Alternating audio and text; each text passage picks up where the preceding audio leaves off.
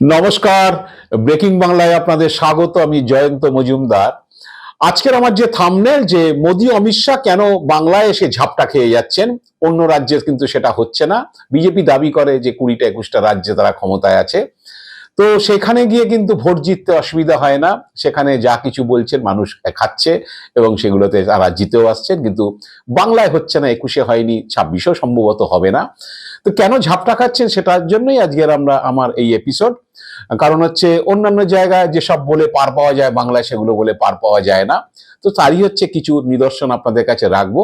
আপনারা বিস্তারিত দেখবেন, ভিডিওটা পুরো দেখবেন, এবং অনেকগুলো ভিডিওতে বাইট আছে মোদি, অমিত শাহ, এদের, শুভেন্দু অধিকারীদের, সেগুলো মনোযোগ দিয়ে শুনবেন, আপনাদের ভালো লাগবে আমি আশা রাখছি।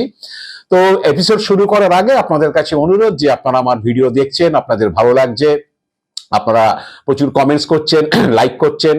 তো আপনাদের কাছে অনুরোধ, যারা এখনো আমার চ্যানেলটি সাবস্ক্রাইব করেননি তারা চ্যানেলটি সাবস্ক্রাইব করুন, বেল আইকনটি প্রেস করুন এবং অল অপশন বাটনটি চাপুন, যাতে আমার ভিডিও আপনারা সময় মতো পেয়ে যান নোটিফিকেশন।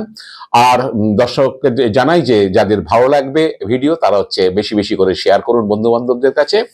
তো আসি যে শুক্রবার দিন অমিত শাহ বাংলায় হচ্ছে সংকল্পপত্র বিজেপির, এই 2026-এর ভোটের আগে সংকল্পপত্র তিনি প্রকাশ করেছেন। তা সংকল্পপত্র প্রকাশের হচ্ছে, যেটা আমরা নির্বাচনী ইস্তাহার বলি, সেখানে একটা অন্যতম হচ্ছে উল্লেখযোগ্য বিষয় ছিল, সেটা হচ্ছে যে মহিলাদের কোনো ভান্ডার টান্ডার বলেনি এবার, আর অন্নপূর্ণা ভান্ডার বা অমুক টমুক কিছু, যেগুলো বিজেপি নেতারা বলে।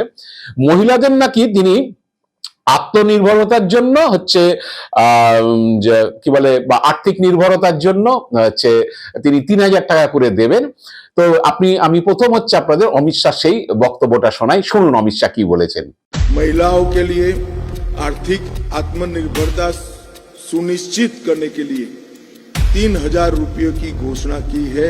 আপনারা শুনলেন অমিত শাহর বক্তব্য। তো অমিত শাহর বক্তব্যটা শোনার পরে স্বভাবতই হচ্ছে ওই 24 সালের ওই নভেম্বর মাসে হচ্ছে যখন দিল্লির ভোট হচ্ছে, দিল্লির ভোটের আগে সেই মোদিজির কথা মনে পড়ে গেছে, যে মোদিজি তখন কি বলেছিলেন, দিল্লির মহিলা ভোটারদের কি প্রতিশ্রুতি দিয়েছিলেন। তো স্বভাবতই সেগুলোই হচ্ছে মানুষের মনে পড়বেই, বাংলার লোকদের মনে পড়বে, আমারও মনে পড়েছে। তো সেইটা তৃণমূলে সেটা স্মরণ করিয়ে দিয়েছে তৃণমূলের পক্ষ থেকে অভিষেক বন্দ্যোপাধ্যায়। তো মোদির সেই বক্তব্যটা শুনুন, যে 25-এর 8 মার্চ মানে নারী দিবসের দিন থেকে হচ্ছে দিল্লির মহিলাদের অ্যাকাউন্টে হচ্ছে 2,500 টাকা করে জমা পড়ে যাবে, এবং ক্যাবিনেট যে হবে, মানে মন্ত্রিসভা যে ক্যাবিনেটের প্রথম বৈঠকে সেই সিদ্ধান্ত হবে। তো মোদিজির সেই বক্তব্যটা আপনারা একটু শুনুন। 8 मार्च अंतर्राष्ट्रीय महिला दिवस है। 8 मार्च तक दिल्ली की बहनों के खाते में 2,500 रुपया पहुंचना शुरू हो जाएगा। भाजपा सरकार की पहली कैबिनेट में ही बहनों के खाते में 2,500 रुपया जमा करने का फैसला क्लियर हो जाएगा। আপনারা মোদিজির বক্তব্য শুনলেন।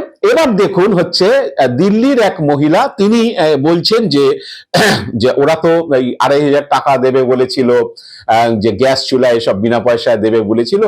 তা সেই মহিলা কি বলেছেন আমি আপনাদের একটু শুনিয়ে দিই। हर महीना 2,500 मिल जाएगा और गैस चूल्हा मिल जाएगा फ्री में। ये हमें तो कुछ भी नहीं मिल रहा अभी तक। শুনলেন আপনারা সেই মহিলার কথা। দিল্লির যারা পায়নি প্রতিশ্রুতি মোদিজি দিয়েছিলেন, তারপরে তারা পায়নি, কারণ হচ্ছে প্রায় 1.5 বছর অতিক্রান্ত, এখনো দিল্লির মহিলারা সে টাকা পায়নি।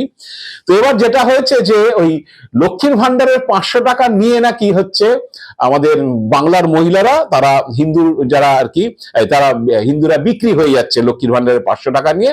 এখানকার হিন্দুরা বিক্রি হয়ে যাচ্ছে লোভে পড়ে, 500 টাকার লোভে পড়ে অন্য জায়গায় সব ভোট দিচ্ছে।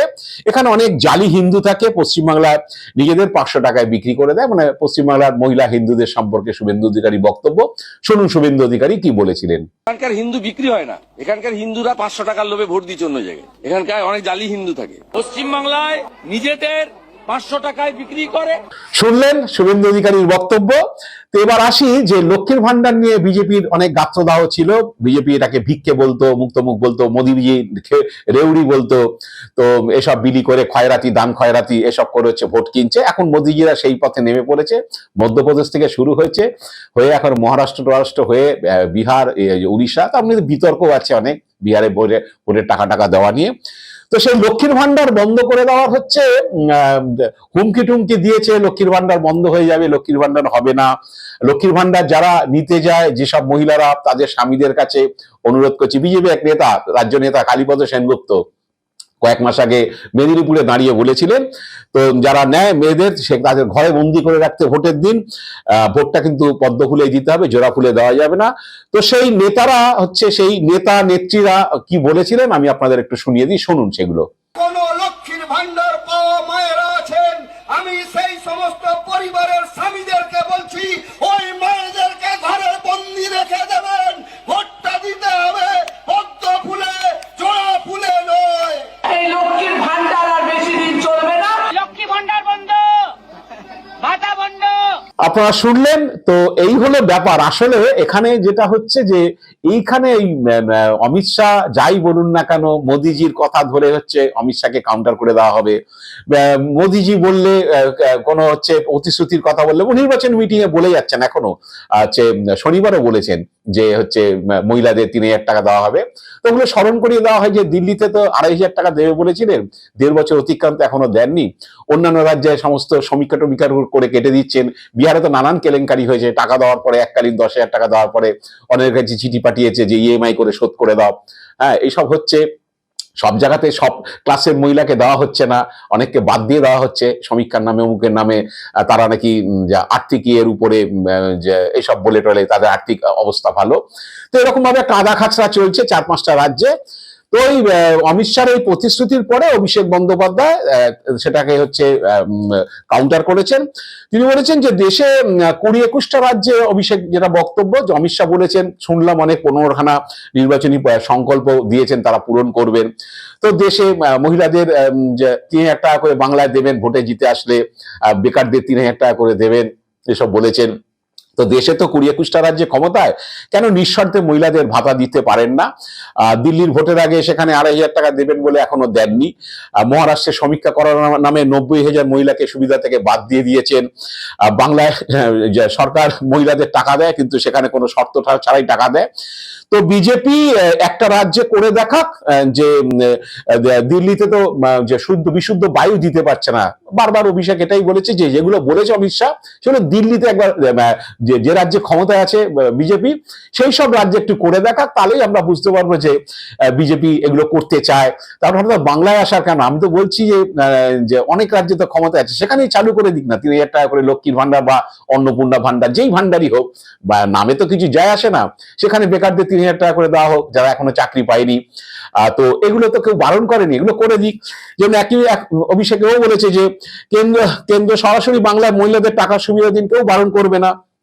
পাশাপাশি অভিষেকেও বলেছেন যে 5 বছরে 1 কোটি মানুষকে চাকরি দেওয়ার কথা বলা হয়েছে বাংলাতে। তো মানে কর্মসংস্থান না হওয়া পর্যন্ত প্রতি মাসে 3,000 টাকা করে দেওয়া হবে 5 বছর ধরে।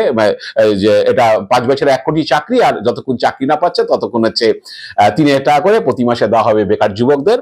তো যে মোদিজি ক্ষমতায় আসার আগে 2014 সালে বারে হচ্ছে বলেছিলেন যে বছরে 2 কোটি করে চাকরি দেওয়া হবে। তো 12 বছরে 24 কোটি চাকরি দেওয়া হয়ে যাওয়ার কথা। 4,200 সামথিং যে আমাদের বিধানসভা কেন্দ্র আছে সারা দেশে, তো সেই রকম ধরলে প্রতিটা বিধানসভা কেন্দ্রে 58,000 করে চাকরি হওয়ার কথা, নতুন চাকরি। তো অমিত শাহ একটু আমাদের বাংলাতে বা কোনো রাজ্যে একটু দেখিয়ে দিন যে কোনোটা বিধানসভাতে 5,000 করে অন্তত তারা চাকরি দিয়েছেন, তাহলে আমি বিষয়টাকে মেনে নেব। তো এখন ব্যাপারটা হচ্ছে যে এই রকম দিয়ে, এগুলো হিন্দি বলে হচ্ছে জুমলাবাজি, বাংলায় আমরা যেটা বলি ভাওতাবাজি।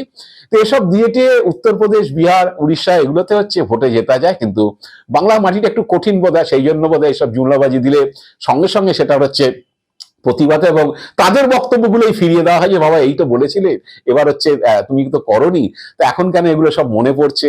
আর যদি বাংলার জন্য এত দরদ উঠলে ওঠে, তো অন্য জায়গায় যেখানে ক্ষমতায় আছে বসে, বাংলায় ক্ষমতায় আসলেই আমরা দেবো, তা ক্ষমতায় যেখানে এসে গেছে অলরেডি সেখানে দাও না, কেউ তো বারণ করেনি।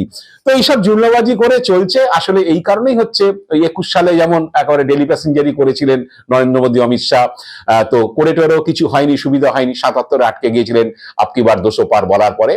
তো এবার ওই 9 তারিখ পর্যন্ত ওই ব্যস্ত ছিলেন, বিভিন্ন রাজ্যে ভোট ছিল, অসমটার সময় ভোট ছিল, তো কেরালায় ভোট ছিল। তো এবার হচ্ছে এখন ডেলি প্যাসেঞ্জারি শুরু হয়েছে, একদিন মোদী অমিত শাহ একসঙ্গে সব চলছে নির্বাচনী প্রচার।